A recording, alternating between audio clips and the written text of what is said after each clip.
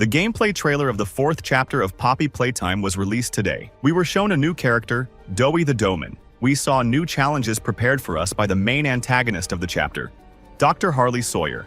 What is the fate of the children at Playcare Orphanage? I think you may remember that I've been planning to do a video on Poppy Playtime for a long time.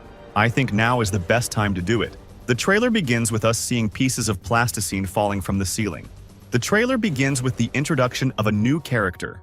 Doey the Doughman is interesting because before this trailer was released, the developers kept his appearance a secret and left no clues anywhere on what exactly the character looks like. All we knew was that he wears a hat. Behind the bars, we see many bodies of murdered Playtime Commerce employees.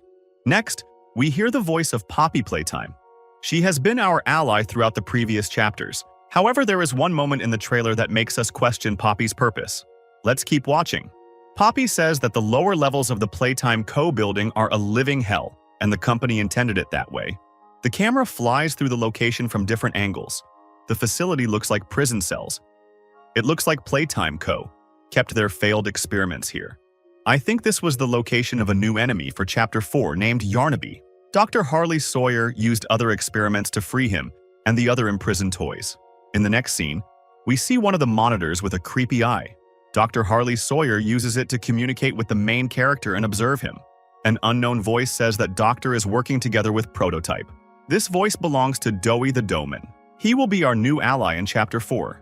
A little later, we see a detail that hints at his role. Meanwhile, the protagonist picks up a new arm that previously belonged to a deceased employee of the company. I guess that means we're going to have a lot of new hands to find in Chapter 4. Yarnaby will be a very powerful enemy that is hard to escape. We can deduce from the scenes in the trailer that we will have to hide from him more often than run away or fight. Next, we see the most curious detail of the trailer. The drawing on the wall, which shows the faces of Smiling Critters characters. But at the same time, the faces are sad. I'm pretty sure these faces symbolize the surviving orphaned children from the Playcare Orphanage. They were able to escape during the hour of joy. That said, there are two hands drawn next to them. I think those are the hands of Doey the Doughman. He's probably the one who saved those orphans. He can show us the way to them, so we can try to save them from Harley Sawyer. That said, there is a picture of Poppy in this drawing. She's crossed out and it says she left us. Poppy doesn't seem to be on good terms with the orphans. There's a conflict between them. Will Poppy turn out to be a traitor? The doctor says there's nowhere we can hide from him. We see Harley Sawyer in a dark corridor. Next to him are statues that resemble his body. They have cameras and monitors instead of heads.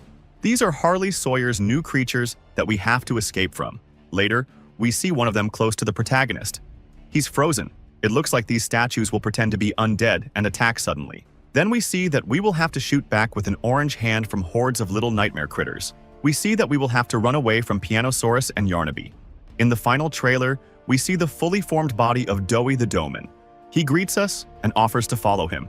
The new trailer is filled with important facts about Chapter 4 and unexpected details. However, one question remains unclear to me. What is the relationship between Harley Sawyer and Prototype? All fans know that Prototype is to blame for Hour of Joy. But what if that's not true? What if someone else is to blame? Someone who manipulated 1006 and stood behind his back? Let's talk about that. Let's first recall everything we know about such a mysterious character in the whole Poppy Playtime story. Prototype. Prototype, also known as Experiment 1006, is a key figure in Poppy Playtime. His image is surrounded by mystery, which makes him particularly intriguing to us as players. We know very little about him, which makes this experiment even more mysterious. We don't know exactly what Prototype's appearance looks like in its entirety, but the altar of Catnap has given us a glimpse of the mystery. The only known part of his body is his left arm, which resembles thin silver needles with high mobility. Despite its apparent fragility, the fingers of this hand can easily pierce flesh with intimidating fluidity. The upper part of the hand is covered in red wires and metal elements, and the human radius and ulna can be seen in the forearm. Thanks to this prominent body part, we can speculate that Prototype may have a similar structure to a human. At least according to the original idea, Prototype should be close to a human in body structure. Experiment 1006 hates Playtime Co.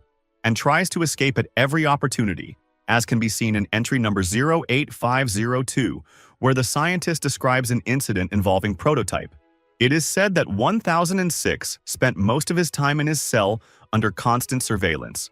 However, one day, he produced a laser pointer from a digital alarm clock, pointed it at the surveillance camera, and knocked it out of commission for 28.3 seconds.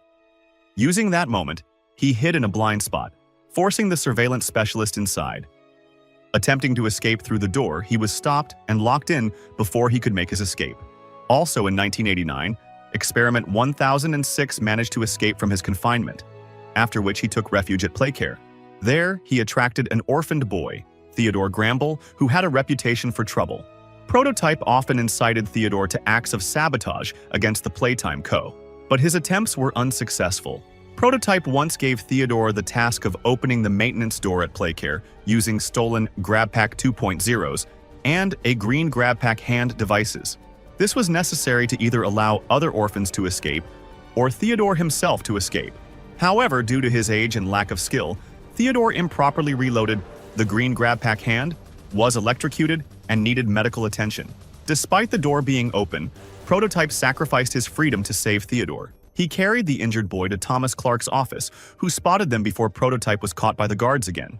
This could either reveal 1006's character as someone who is capable of feeling pity, or he originally saved the boy so that he would be attached to him in the future.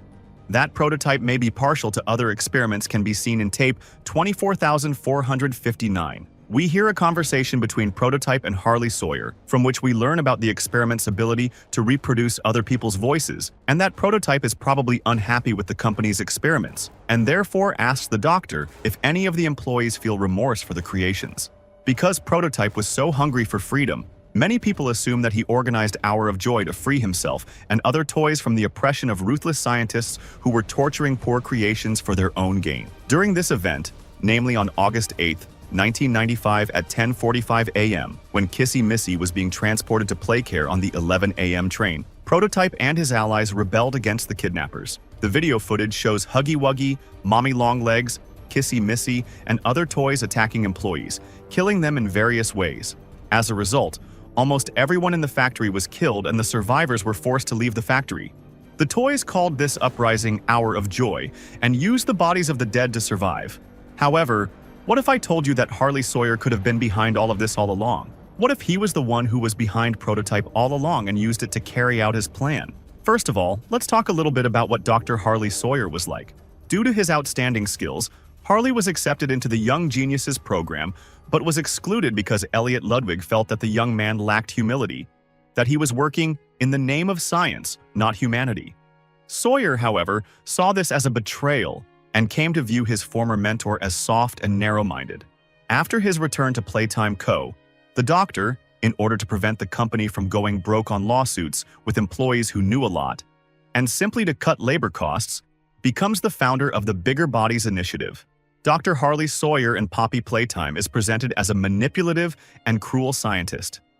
He has an extremely ruthless character, which is also completely devoid of sympathy. Harley is willing to go to any lengths to achieve his goals, even if it means causing pain and suffering to others. He does not hesitate to use children as material for his experiments, which emphasizes his ruthlessness and complete lack of mercy. Harley does not think about the consequences of his actions and shows no regret for the harm he causes. Sawyer also has a superiority complex and little empathy for his subordinates, which is evident in his aggressive behavior in some situations. Possessing such character traits, I think Harley Sawyer is quite capable of something horrible like the Hour of Joy. Then let's consider what his motives might have been. As we know, at some point, Harley Sawyer mysteriously disappeared, but thanks to the Doctor trailer from the developers channel, we can understand that he was imprisoned in the company's security system. We can assume that this was done to him by his former colleagues, and it's quite possible that it happened without Harley's consent, for as you can see from the beginning of the trailer, the Doctor is a bit confused and doesn't understand what's happening to him. Feeling betrayed and trapped, Harley may have devised a plan of rebellion to not only regain his freedom, but also to punish those who have harmed him. In the trailer, Doc can be heard talking about how the minds of men are easy to break. You believed mine could be broken too. You were wrong. He wanted to break the will and mind of his abusers, to do exactly as they had done to him. His thirst for revenge was the main motive behind his actions. However, he realized that he could not do it alone. He needed an ally, or simply someone who could realize his initiative. Someone who could make all the creatures rise up against humans in 1 hour. And as we remember, Prototype was just striving for freedom for himself and other toys. They were united by a common goal: to free themselves and avenge their abusers for what they had done to them. Harley, possessing manipulative and violent personality traits, seeing Prototype as the perfect opportunity to realize his plan, could push him into actions that matched his own ambitions. Thus, Prototype, with his unique abilities, helped organize the Hour of Joy by controlling the other toys. But why did Harley need to take such drastic action? What prevented him from taking revenge only on those who were to blame for his predicament, and thus avoiding unnecessary sacrifices? Here we can assume that his sense of superiority and his desire to establish himself in power played a significant role. Probably after transferring his consciousness into the Playtime command system, Harley felt unprecedented power and greatness. Sawyer may have desired to be at the head of Playtime, feeling himself to be the sole and undisputed ruler. His superiority complex made him see himself as a great leader, able to control not only the company but also the creatures he created. However, this desire may have run into serious problems when it turned out that his plans may not be the same as Prototype's intentions. 1006, who also sought freedom, did not want to return from under the oppression of one to be ruled by another, even more insane and cruel leader. This contradiction could be the reason for the tension between the two and explain why almost all the toys in the game are under Prototype's control and Harley did not appear in the game in any way until recently. There is another possible theory, however. Maybe Prototype is still working for the Doctor and following his orders. Harley, manipulating the other creations, could have remained in the shadows all this time. But as the player gets deeper and deeper into the bowels of the factory, he decided to show himself. What do you think about it? Let's discuss your speculations in the comments. Let's also remember that Elliot Ludwig spoke of Harley as a man who worked solely in the name of science and not for the good of mankind. Sawyer was always completely absorbed in his research and scientific experiments, often disregarding ethical standards. His desire for knowledge and scientific discovery was so great that he was willing to make any sacrifice for his goals. What if the Hour of Joy was motivated not only by revenge, but also by another research interest? Stripped of his last shred of humanity, Harley could have encouraged Prototype to rebel in order to conduct another experiment. He could have been intrigued to see how the creatures would behave when there were no more humans controlling the company and they were left all alone. It could have been a unique opportunity for him to observe the behavior of his creatures under conditions of complete autonomy. He could strive to understand how his creations would adapt to the new environment. That's why all this time the Doctor was just observing, not interfering in any way with what was happening. But then what would make him show himself? Maybe the main character who is not going to stop under any circumstances? Or maybe the fact that Harley saw in us a potential object for his new research. What are your thoughts on the matter? Leave your theories in the comments. What do you think of the new trailer and my theories? Be sure to post in the comments what you think of my Poppy Playtime video. Will Poppy betray us? What are Prototype and Harley Sawyer hiding? Also, don't forget to like and subscribe to the channel. Good luck everyone and bye!